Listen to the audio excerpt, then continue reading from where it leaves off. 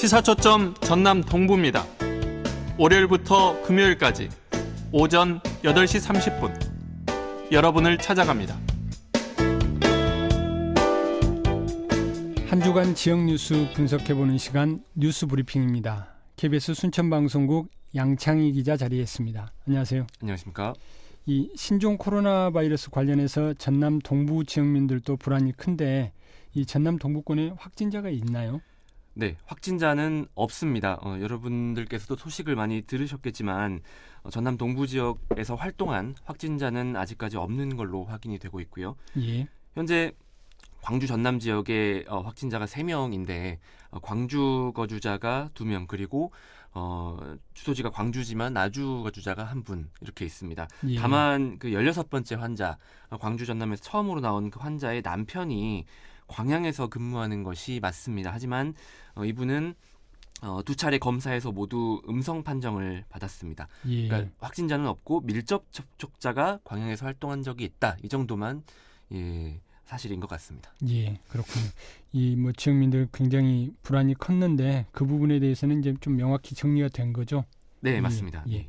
특히 이제 16번째 환자 남편과 관련해서 지역사회에서 이제 확인되지 않은 정보들이 빠르게 퍼지기도 했지 않습니까? 네, 이 앞서 말씀드린 것처럼 광양에서 근무를 하신다 이런 얘기가 들리면서 이분이 확진자가 아님에도 불구하고 마치 이분이 광양에서 근무한다는 사실만으로 굉장히 불안해하는 시민들이 많았는데요. 예. 특히 이 남편분의 신원 그리고 동선과 관련해서 확인되지 않은 내용이 SNS나 온라인 커뮤니티 등을 통해서 돌아다녔습니다. 예. 이 내용을 이제 전달받으신 분들도 많으실 것 같은데 특히 확인되지 않은 소식이 돌면서 이를테면 광양의 LF 아울렛이 폐쇄가 됐다 이런 식으로 좀 거짓된 정보들이 또 돌기도 했습니다. 그래서 막연한 불안감이 컸고요. 시민들이 불안해한 나머지 보건소에 곳곳 공공장소에 또 다중이용시설에 소독을 요구해서 실제로 소독이 이루어지기도 했습니다. 광양뿐 아니라 순천에서도 비슷한 일들이 있었고요. 예. 그 주민들의 어쨌든 이 신종 감염병에 대한 불안한 심리 이런 것들이 좀 많이 반영이 되지 않았나 싶은데요. 네. 근데 이제 어제 또 광주 전남에서 말씀하셨던 것처럼 16번째 환자뿐만 아니라 이제 추후에 2명의 환자가 또 추가로 확인됐는데 그러고 나서 이제 동부권에서 또 혼란이 있었죠. 네. 어제 아침에 그 질병관리본부에서 급하게 보도자료를 냈습니다. 이게 22번째 환자가 추가됐다. 22번째 환자가 16번째 환자의 가족이다. 예. 나이는 46살이고 남성이다.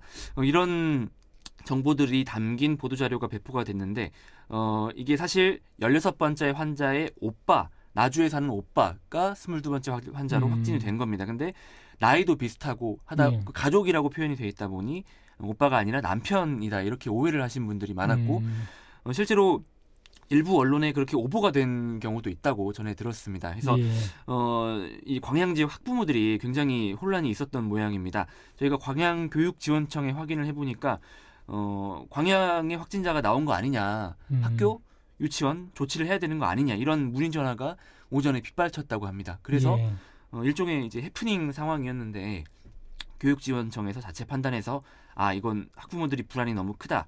그래서 각급 학교 그리고 보건교사, 교장 선생님에게 오늘 나온 확진자, 그러니까 어제 나온 확진자는 오빠가 남편이 아니라 오빠다. 그래서 광양 지역에 활동을 안 했기 때문에 오해 없도록 안내해달라 이런 문자까지 보냈다고 합니다.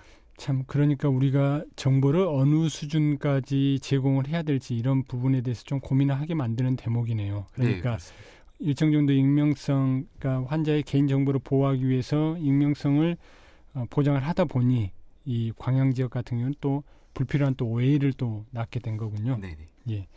이 방금 말씀하신 광양교육청에도 있습니다만 광양 지역 같은 경우는 이제 또 직접 그 16번째 환자의 남편분이 근무를 하던 곳이었다 보니까 좀 불안들이 더 컸을 것 같은데 광양시가 이 관련해가지고 조치들을 계속 하고 있죠. 네, 광양보건소에서 매일 여러 조치들을 하고 있는데 일단 앞서 말씀드린 것처럼 주민 요청에 따라서 소독들 또 방역 작업들을 하고 있습니다. 이게 확진자가 없다 보니 이걸 필수적으로 해야 되는 조치는 아니지만 시민 불안이 커서 선제적으로 하는 조치다, 예방 조치다. 광양시는 이렇게 설명을 하고 있습니다.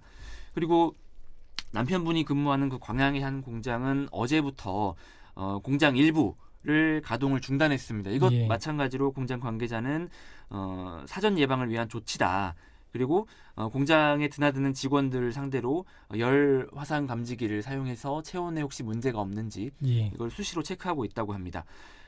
그리고 이 남편분의 동선에 대해서도 사실 전라남도나 질병관리본부는 확진자가 아니다 보니까 파악을 공식적으로는 하지 않고 있습니다만 저희가 취재하기로는 여러 가지 동향들은 계속 확인하고 있는 것으로 그렇게 파악이 되고 있습니다. 그러니까 보면은 좀 뭐 과도하다 뭐 이런 지적들도 있을 수는 있겠습니다만은 정부 관계자도 그렇고 지자체 관계자들도 그렇고 어쨌든 뭐 과도한 대응, 이 사안과 관련해 가지고는 좀 과도하다 싶을 정도의 대응이 좀 필요하다는 생각도 좀 들고 시민들도 그런 부분에 좀 일정 정도 공감을 하고 그러는 거겠죠. 네, 그 어쨌든 과잉 대응, 그러니까 축소 대응보다는 과잉 대응이 낫다 이런 생각을 공유하고 있는 걸로 보였습니다.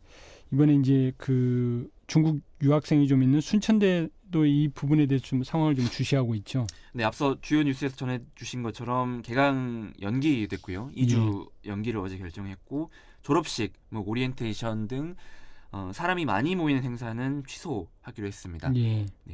그리고 유학생이 특히 입국할 경우에 좀 문제가 되고 있는데 유학생이 이제 2월 중순부터 순차적으로 입국을 하기로 했습니다.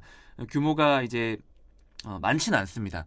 지금 원래 23명 정도 됐었는데 그 사이에 또 4명이 또 입국을 포기해서 한 19명 정도 입국할 예정인데요. 이 장소를 격리를 할 방침인데 장소를 두고 좀 논란이 일었습니다. 그러면은 지금 이 중국인 유학생들 어떻게 지금 생활을 하도록 순천시에는 좀 순천대에서는 계획을 세우고 있나요? 네, 일단 2주 동안 어떤 증상이 없어도 좀 다른 특정 시설에 따로 생활을 해서 2주 동안 일종의 격리 조치를 한 다음에 다시 학교로 복귀하는 그런 계획을 세우고 있었습니다. 이제 이게 저희 전세기로 우한 교민들을 수송할 때도 비슷한 문제가 있었는데 이 시설이 어디다라는 것이 알려질 경우에 그 주민들의 어떤 반발 문제 이런 것들이 좀 대두가 될 수 있었던 상황이었는데요. 그래서 이제 순천대는 처음에는 구례에 있는 뭐 교직원 수련원 또는 뭐 다른 장소들을 고민을 하다가 결국 어쨌든 이건 문제 없는 유학생에 대한 조치, 문제가 있는 유학생들이라면 아예 입국 단계에서부터 불허가 될 테니까요. 그 장소 자체를 공개하지 않도록 하겠다 이렇게 어제 밝혔습니다. 알겠습니다. 이 준비하신 소식이 지역 경제와 관련된 부분들도 있는데 이 부분은 뭐 다음 주에 시간이 되면은 좀 다시 한번 듣는 자리 만들도록 하겠습니다. 오늘 말씀 여기까지 듣겠습니다. 감사합니다. 고맙습니다. 지금까지 KBS 순천방송국 양창희 기자였습니다.